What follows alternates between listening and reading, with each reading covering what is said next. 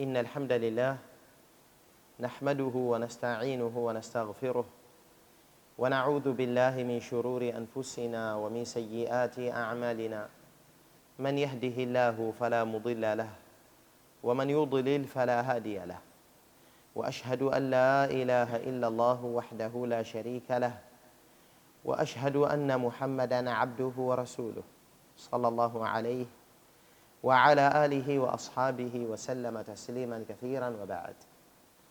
إخوة الإيمان, hadithi tulionayo katika darasa yetu ni hadithi ya 1093, nayo ni hadithi ya Al-Bara radhiyallahu anhu wa ardah. Hadithi hii katika Riyadhus Salihin inatupa faida juu ya namna gani masahaba radhiyallahu anhum walivyokuwa wakikimbilia fadhila.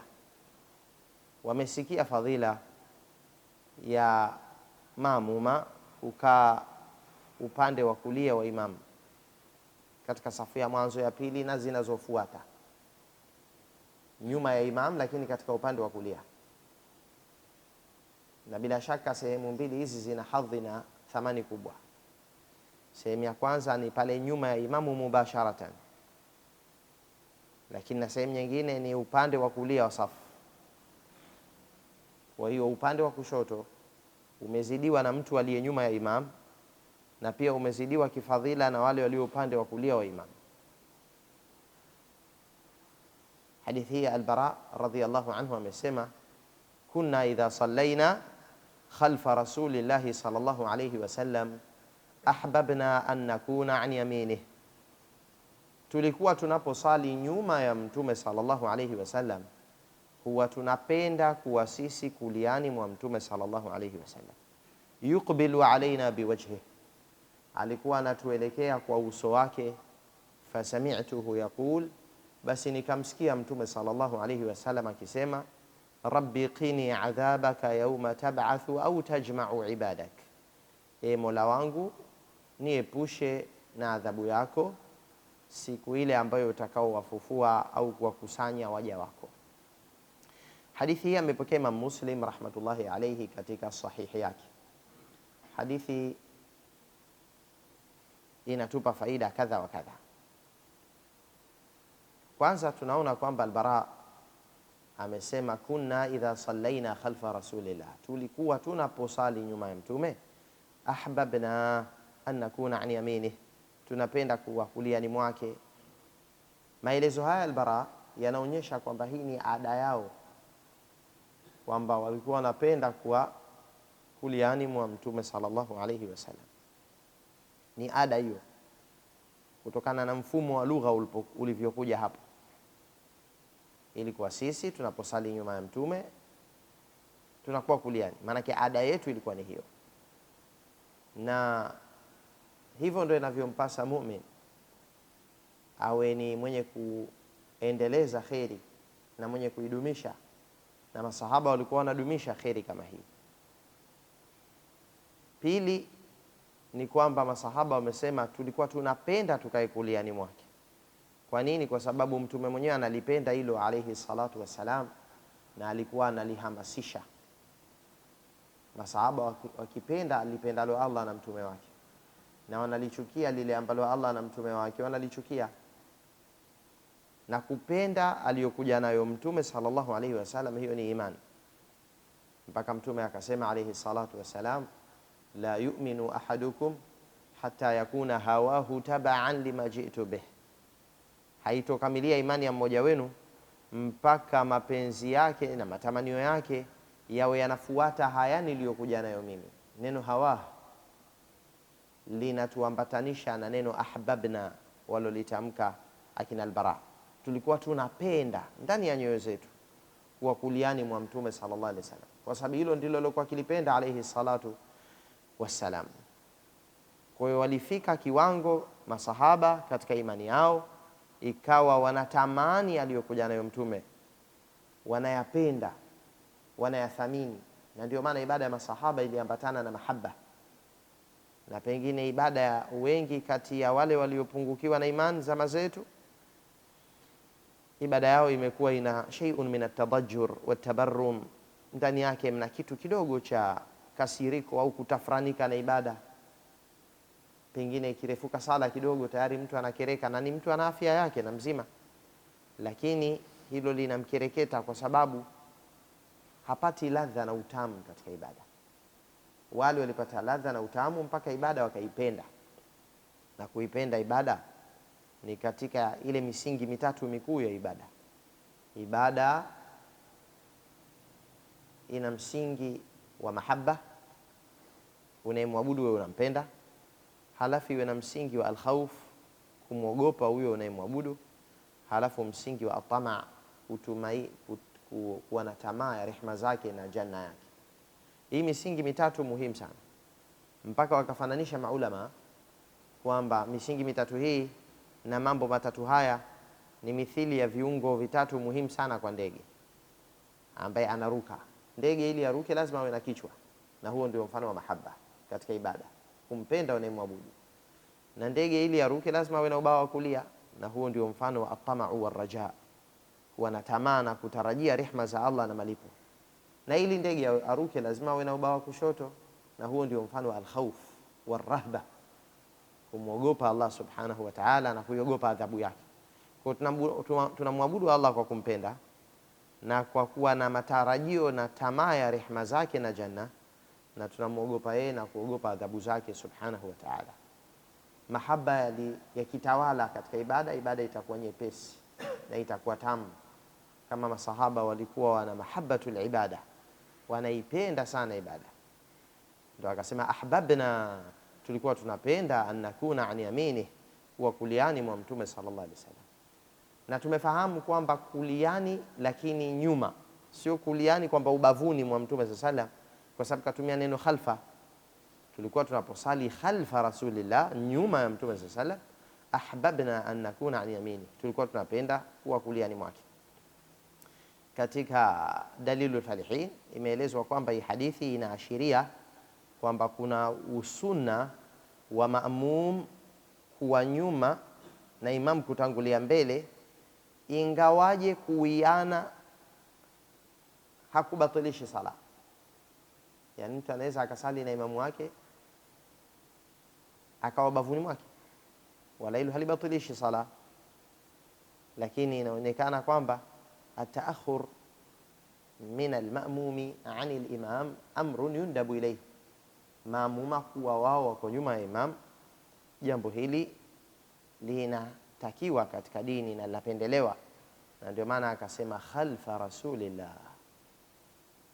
Na neno khalfa linatuondolea utata kwamba kumbe hawajakusudia kwamba walikuwa wako bavuni mwake kuliani, kwa maana ya kwamba wamesimama sambamba naye bavuni mwake. Haikuwa hivyo, bali nyuma. Na jambo la mayaminu sufuf, upande wa kulia wa safu, jambo hili linapata thamani si tu katika safu ya mwanzo, bali safu zote takriban upande wa kulia una khairi na fadhila ya ziada.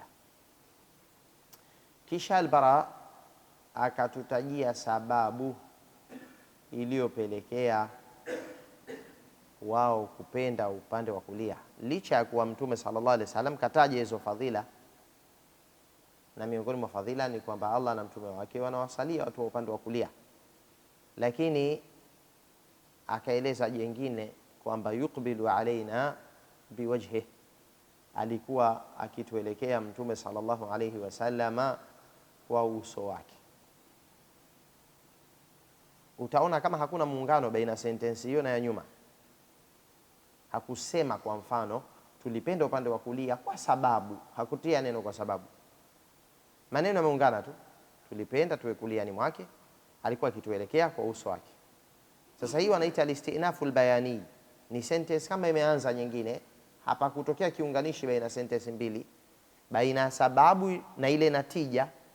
Sababu ni kwamba Mtume anatuelekea kwa uso wake sisi watu upande wa kulia, na natija ikawa ndio tukapenda upande wa kulia. Hapakuwa na kiunganishi cha maneno, lakini wakasema pamoja na kwamba ujumbe unaonekana kama unaendelea tu mwingine, ujumbe mpya, lakini kwa kweli al-istinaful bayani, ujumbe umeanza bila kuwa umeunganishwa na wanyuma, lakini hasa umekuja ubainishe sababu iliyopelekea masahaba kupenda upande wa kulia. Ina maana kwamba watu wa upande wa kulia waliipata hiyo fursa ya kuelekewa na uso wa Mtume sallallahu alayhi wasallam. Ndio akasema kwamba alikuwa anatuelekea sisi kwa uso wake alayhi salatu wassalam. Wanavyuoni wakasema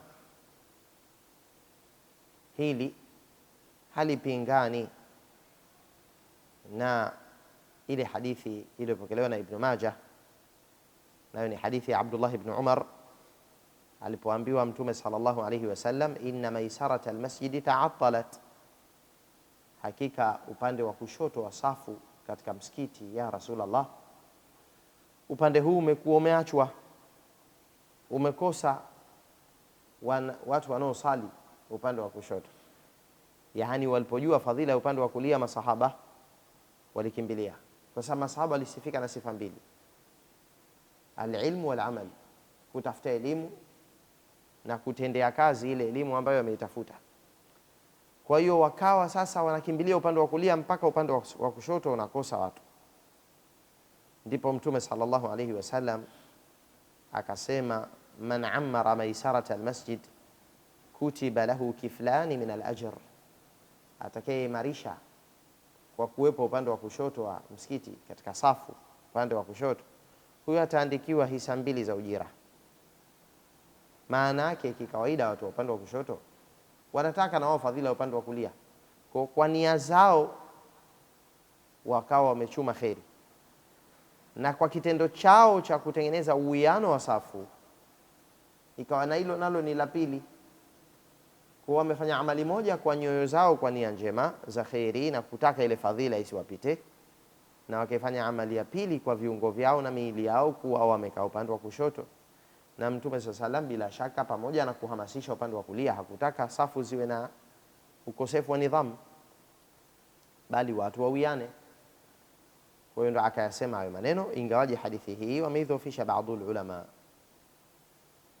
lakini wakasema ujumbe huu uliobebwa na hadithi hii wa kwamba upande wa kushoto uimarishwe kwa uwiano na upande wa kulia, hili ni jambo linatakiwa katika dini, na ndio safu zinapokuwa zimekaa katika hali nzuri.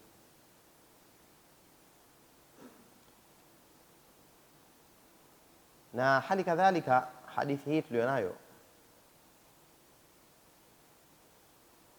haipingani na hadithi nyingine ya Abdullah ibn Mas'ud radhiyallahu anhu wa ardah, kwa vile hadithi ya Ibn Mas'ud imekuja kueleza maelezo ambayo dhahiri yake ukiangalia yanaonekana kama yanapingana na hadithi ya al-Bara,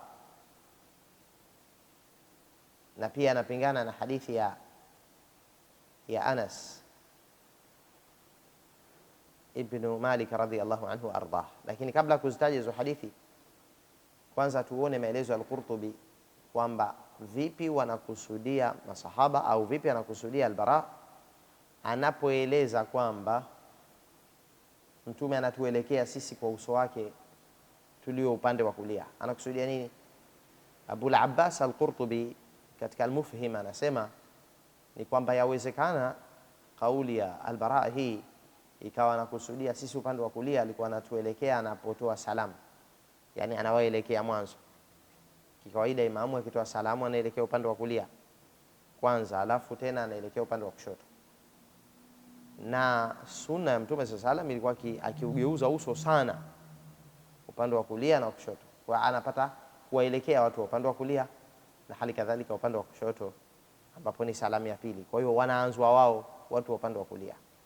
Hiyo ni kauli moja wapo, na kauli ya pili ambayo ndio inaonekana ina nguvu zaidi ni kwamba pale alipokuwa akigeuka wakati anatoka katika usawa wa kibla kutugeukia, ina maana anaanza kugeuka upande wa kulia.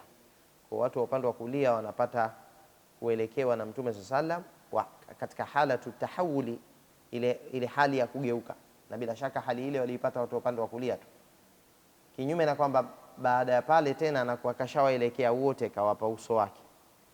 Ina maana ile halatul insiraf, hali ya kugeuka ile walifaidika nayo watu wa upande wa kulia, wa upande wa kushoto hawajaipata hali ile, tofauti na salamu. Salamu imetolewa upande wa kulia na kushoto, kwa hiyo wamewiana kupata kheri, ila wametofautiana nani walioanza kupata kheri. Na bila shaka masahaba hata ule mwanzo wa kuanza kupata kheri ulikuwa unakimbiliwa na wao na ni fadhila. Kwa upande wa kulia una kheri hiyo ya kuanza kupata uso wa Mtume sallam kwa zama zao bila shaka. Ama zama zilizobakia upande wa kulia utakuwa una kheri na fadhila mbalimbali nyingine zilizotajwa katika hadithi, ikiwemo fadhila ya kupata dua malaika na kurehemewa na Allah subhanahu wa ta'ala. Kwa kauli ya pili ni kwamba yawezekana ikawa kusudio la Mtume sallam, kusudio la Al-Bara, kwamba sisi watu upande wa kulia kituelekea kwa uso wake katika halatul insiraf, hali ya kugeuka. Na ndio maana akasema wal adhharu annahu kana hina insirafihi min as-salah, na kauli inayodhihiri zaidi ni kwamba kusudio la Al-Bara itakuwa alikuwa Mtume akituelekea kwa uso wake pale anapogeuka. Al-Bara hakueleza anatuelekea kwa uso wake sisi watu upande wa kulia katika hali ipi, hakueleza. Ijtihadi ya wanavyoni ikapelekea kuona kwamba yawezekana ikawa nakusudia wakati alipokuwa anatoa salamu anawaanza wao, lakini hili litakuwa wamelipata pia watu upande wa kushoto, isipokuwa mwanzo tu wameupata watu upande wa kulia. Lakini kauli ya pili ina nguvu zaidi kwamba kitendo cha kugeuka hichi kitakuwa kiliwahusu watu upande wa kulia tu, ingawaje zipo nyingine hadithi zinazoonyesha kwamba aligeuka upande wa kushoto pia, na ndio hilo tutakuja kulieleza na ikhtilafu ya hadithi mbili. Lakini tuje katika hadithi inayotuhusu kwanza Al-Bara, kwamba alikuwa akituelekea kwa uso wake. Ina maana kauli aliyoiona kwamba ina nguvu na iko dhahiri zaidi Al-Qurtubi rahmatullahi alayhi ni ile kauli ya kusema kwamba alikuwa akielekea kwa uso wake pale alipokuwa akigeuka. Kawaida imam baada ya kutoa salamu kwa kitambo kidogo anakuwa bado kaelekea kibla, kisha anageukia maamuma wake. Kwa kitendo cha kugeuka kilifanyika kwa upande wa kulia, na ndio Al-Bara akasema Mtume sallallahu alayhi wasallam alituelekea kwa uso wake. Akasema kwa sababu mara nyingi ilikuwa Mtume anageuka kupitia upande wa kulia. Al-Qurtubi anasema hivyo wallahu a'lam, na Allah ndiye mjuzi zaidi. Kwa nini kasema mara nyingi na sio mara zote? Kwa sababu hadithi zimekuja tofauti. Anas ibn Malik kaeleza yeye katika hadithi ya Imam Muslim, aktharu ma raaitu Rasulullah sallallahu alayhi wasallam yansarifu an yaminihi, mara nyingi nimemwona Mtume sallallahu alayhi wasallam akigeukia kupitia upande wa kulia. Lakini pia iko hadithi nyingine amepokea Bukhari na Muslim, hadithi ya Abdullah ibn Mas'ud, ambayo inapinzana dhahiri yake na hadithi hii ya Anas. Ibn Mas'ud aliona watu wamepania sana upande wa kulia wakigeuka maimam, akasema la yaj'alanna ahadukum lishaitani min nafsihi juz'a, jamani mmoja wenu asimpatie kabisa shaitan hisa katika nafsi yake, asimpatie sehemu shaitan ya nafasi ya kupotoa katika nafsi yake. Usimpe nafasi shaitani juu ya nafsi yako. La yara illa anna haqqan alayhi alla yansarifa illa an yaminihi, ikawa mtu haoni kwamba wajibu juu yake isipokuwa akigeukia lazima ageukie upande wa kulia, anaona hilo ni wajibu. Isiwe hivyo. Aktharu ma raaitu Rasulullah sallallahu alayhi wasallam yansarifu an shimalihi, mimi mara nyingi nimemwona Mtume sallallahu alayhi wasallam akigeuka kupitia upande wa kushoto. Sasa hizi hadithi zote zimethibiti. Ya kwanza Imam Muslim ya Anas, ya pili ya Bukhari na Muslim hadithi ya Ibn Mas'ud. Anas anatuambia aligeukia mara nyingi kupitia upande wa kulia, Ibn Mas'ud anatuambia kinyume chake, mpaka kawa mkali juu ya wale ambao anawaona kama kwamba wameushika upande wa kulia tu, utadhani ni faradhi. Sasa nini anasema al-Imam Nawawi rahmatullahi alayhi katika kuziwafikisha hizi hadithi mbili za masahaba wawili? Akasema wajhu al-jam'i bainahuma anna an-nabiy sallallahu alayhi wasallam kana yaf'alu taratan hadha wa taratan hadha. Namna ya kuzikusanya hadithi mbili hizi ili zisipingane ni kwamba Mtume sallallahu alayhi wasallam mara nyingine akifanya hili, mara nyingine akilifanya jambo hili. فأخبر كل واحد بما اعتقد أنه الأكثر فيما يعلمه فدل على جوازهما. Ikawa kila mmoja katika masahaba kaeleza kulingana na kile kingi ambacho yeye anakijua. Maana mtu huyu anaweza akasadifia katika sala zake na kumtazama Mtume na kuzingatia baadhi ya siku akawa yuko makini, akaona mbona mimi mara nyingi nilipokuwa nikizingatia niliona hivi, na mwingine akaona vile. Inaonekana kwamba yote mawili yanajuzu na yalifanywa na Mtume sallallahu alayhi wasallam. Wala karahata fi wahidin minhuma, wala hakuna ukaraha katika lolote kati ya mawili. Akigeukia imam kupitia upande wa kulia ni sawa, akigeukia upande wa kushoto ni sawa. Lakini kwa nini Ibn Mas'ud kaona kuwa ni karaha? Ilibidi siri hii atueleze An-Nawawi rahmatullahi alayhi. Akasema ama ukaraha ambao maneno Ibn Mas'ud yanapelekea kuona hivyo ni kwamba si kwa sababu ya imam kugeukia upande wa kulia au wa kushoto. Si kwamba kawaona watu wanageuka upande wa kulia hilo ndo likaona one karaha Ibn Mas'ud, hapana. Lakini ukaraha umekuja kuhusiana na yule ambaye anaona hakuna budi na ni lazima imamu ageukie kupitia upande wa kulia. Fa inna man i'taqada wujuba wahidin min al-amrayn mukhti, kwani yule anayeitakidi wajibu wa moja kati ya mambo mawili huyo amekosea. Na ndio maana akasema kwamba yara haqqan alayhi, mtu anaona ni wajibu na ni lazima kwake mpaka anaona jambo hili haliepukiki. Fa inna ma dhamma man ra'ahu haqqan alayhi, yeye amemtia lawamani yule ambaye anaona ni lazima jambo hili kwake. Ama yule ambaye hakuona ulazima huo, bali amekuwa tu akigeukia zaidi upande wa kulia kwa kuona kwamba upande wa kulia una nguvu zaidi katika dalili, zikiwemo dalili za kiujumla za kuonyesha upande wa kulia na kheri zake, basi huyu hawezi kuambiwa kwamba amefanya karaha. Na ndio maana akasema An-Nawawi rahmatullahi alayhi, wa madhhabuna annahu la karahata fi wahidin min al-amrayn, madhhabi yetu ya madhhabi ya Shafi'iyya hayaoni kwamba ni karaha katika moja kati ya hali mbili hizi, yoyote kati ya hali mbili hizi hakuna ukaraha.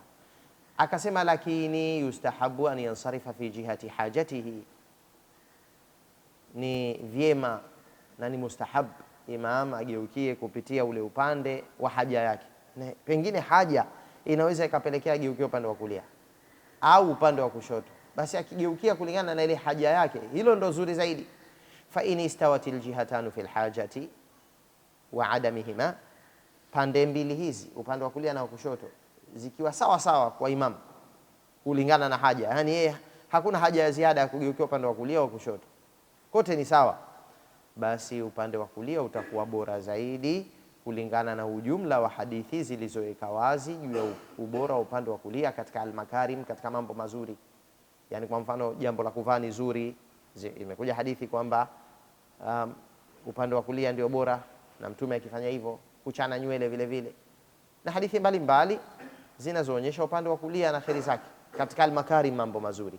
Ama katika mambo mabaya mithili ya kustanji, yani mtu kujifisha chooni baada ya kukidhi haja, pale atatumia upande wa kushoto.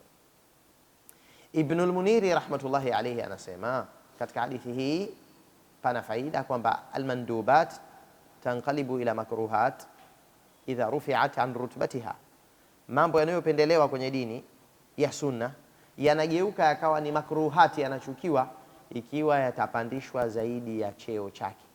Mandub, jambo la sunna, libakishwe pale pale katika cheo chake na nafasi yake ya sunna.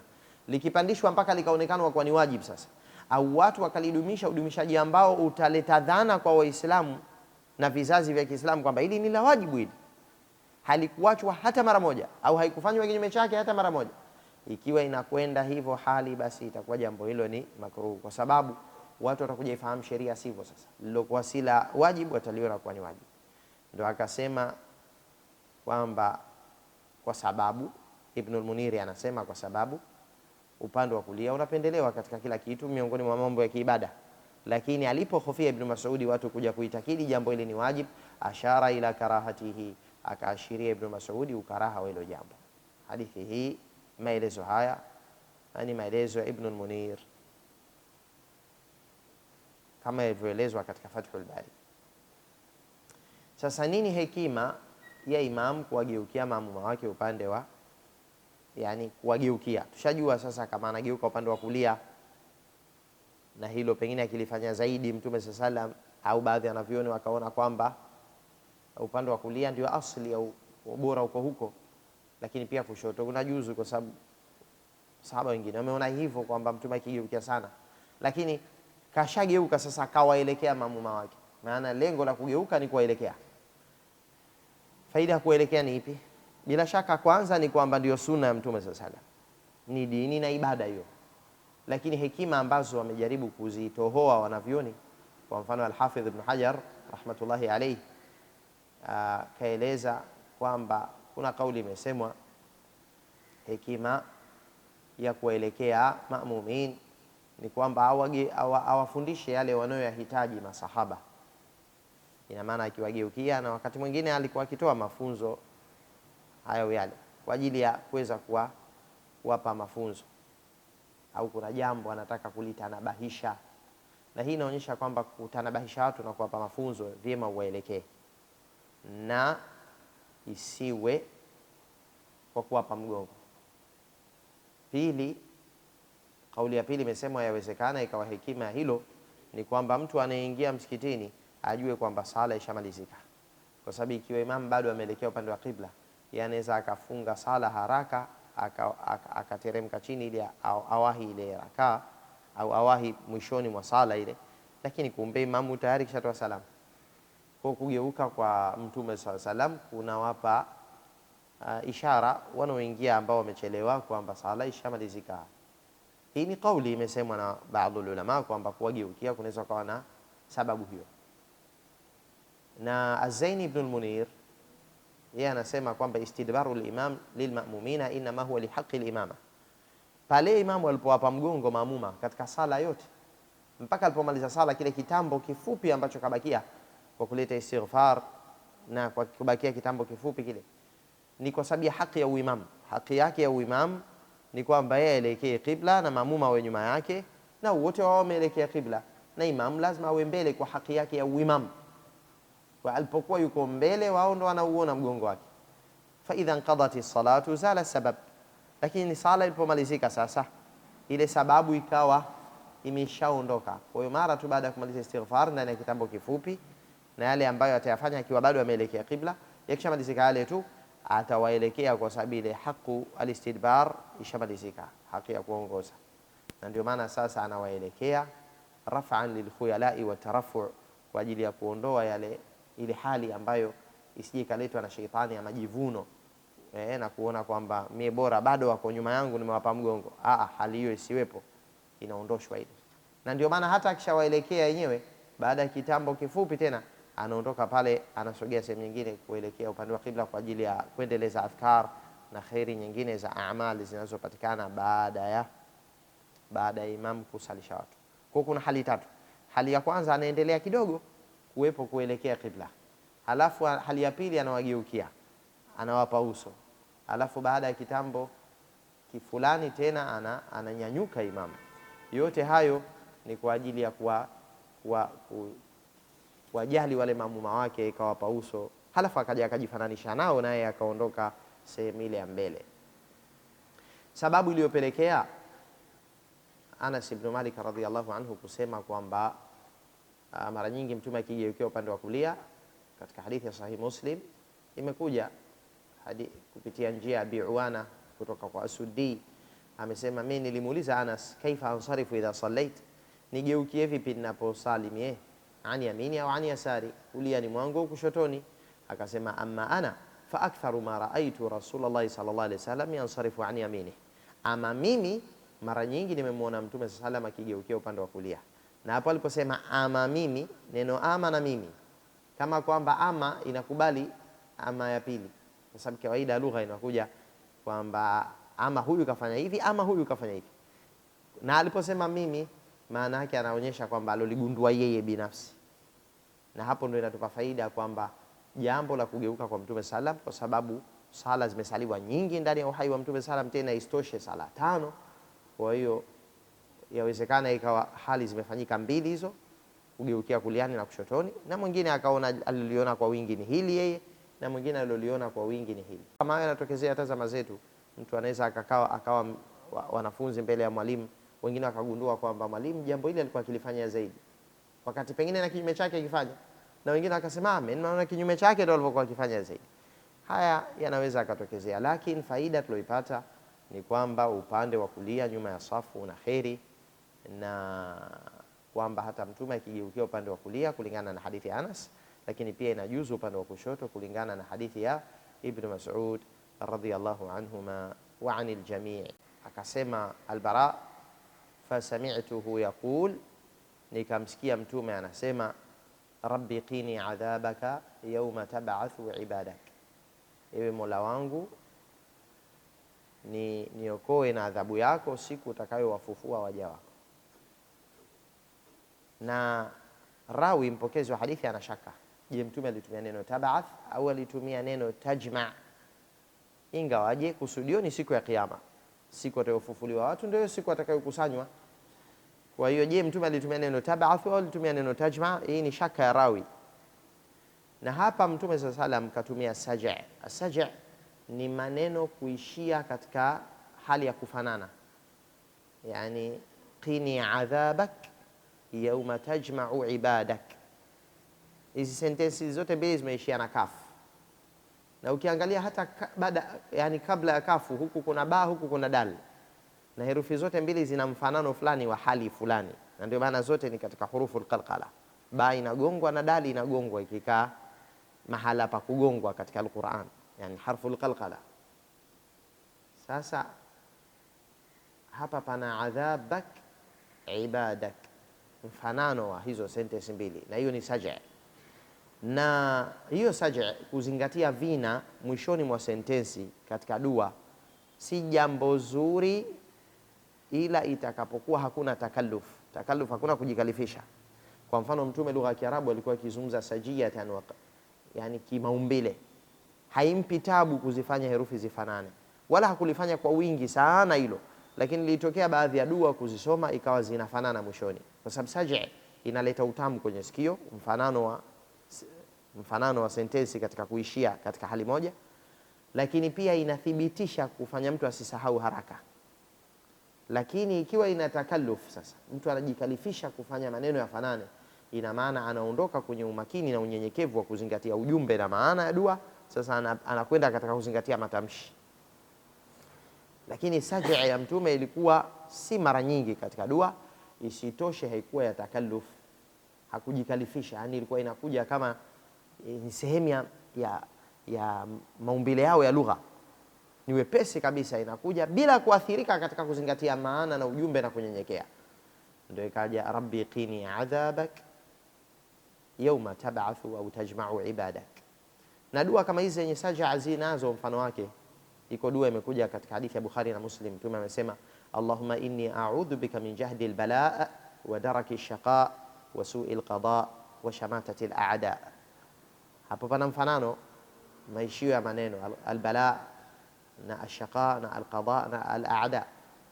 Hali kadhalika imekuja kwa mfano dua nyingine katika Sahih Muslim, Allahumma inni a'udhu bika min ilmin la yanfa' wa min qalbin la yakhsha' wa min nafsin la tashba' wa min du'ain la yusma'. Tena katika riwaya nyingine imekuja a'udhu bika min haula'i al-arba'a, kwa aini zimekuja mara 5 takriban. Na haya yote ni katika sajia na sehemu ya maumbile ya mtume sana. Lakini saja' ikiwa ina takalluf kama wanavyofanya wengi katika maimamu katika dua za kunuti, labda ndani ya sala za usiku katika Ramadhan, yani inachungwa saja' zaidi na zinatafutwa dua zenye viishio vya aina moja zenye vina, wakaacha watu zile dua ambazo zimepokelewa kutoka mtume sallallahu alaihi wasallam.